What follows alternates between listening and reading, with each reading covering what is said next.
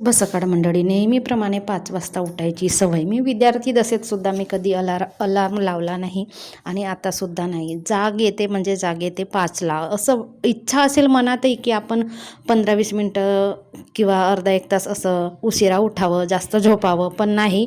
5ला बरोबर जाग येते. फ्रेश वगैरे झाले, थोडंसं फिरून आले. रस्त्यामध्ये कुणीच दिसत नव्हतं, फक्त 2 माणसं दिसली आणि ते 2 माणसं बघूनच मी रिटर्न आली मागे.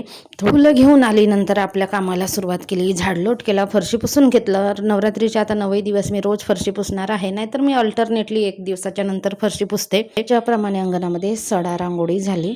बाजूवाल्या ताईनेच झाडून काढला आणि पाण्याचा सडा सुद्धा तिनेच टाकला. अंगणाला कधी मी असं सडा किंवा झाडलोट आम्ही असं करतो. रांगोळी आपापली टाकायची वगैरे झालं. सकाळची देवपूजा आणि आज आहे नवरात्रीचा दुसरा दिवस. आजचा रंग आहे लाल. लाल रंग तर आपल्याला माहितीच आहे, सगळ्यांनाच आवडतो, लहानापासून मोठ्यांना. आणि लाल रंग शुभ मानला जातो. लाल रंग प्रेमाचा आणि उत्साहाचं प्रतीक सुद्धा मानला जातो. विविध शुभ कार्यामध्ये लाल रंग परिधान केला जातो.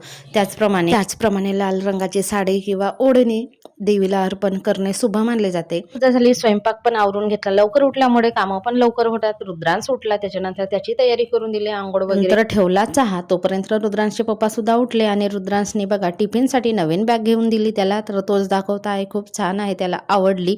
कारण मुलांना प्रत्येक गोष्ट आवडेल असं नसते. त्यांच्या आवडीप्रमाणे घेतलं तर त्यांना पण बरं वाटते. कपडे वगैरे धुवून टाकलं आणि ऊन बघा किती कडक आहे.